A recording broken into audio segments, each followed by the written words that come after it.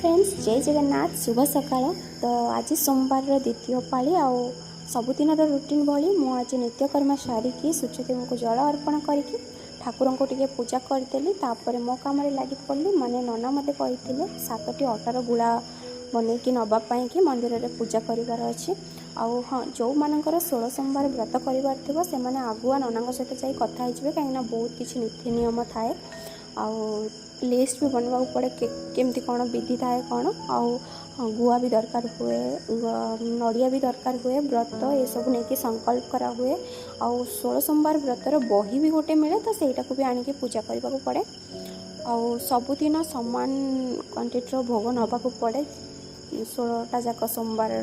तो एबे तो मत कही अटार 7टा गुड़ा बनवाई से गुड़ाक सब बनई थी नहीं और भोगरे तो मु प्रति सोमवार आर जो पूर्व पाली थिला से सोमवार भी मु कदली सेव और नबात क्षीर और बेलपत्र ये सब ही नहीं और एथरक भी सेया ही नहीं। और फूल तो आम कैंपस भितर अच्छी तो मु फूल सेठू नहीं जाए और एबे मु टिके रेडी हो जी तो बाहरी पड़ा मंदिर कहीं मंदिर टिके दूर हो गाड़ी भी बेले बेले मिले बेले बेले मिलेनी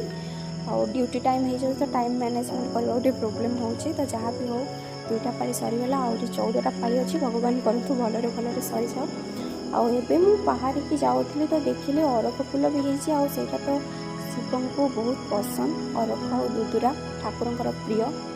तो सहीटा भी मु तोलिकी नहीं आसली आए मंदिर में पहुँची गली और भोग जहाँ सब नबार था मत मो पूजा दुकान रू आसिक नहीं गली और दीप भी 2टा नहीं आसली लगेवाई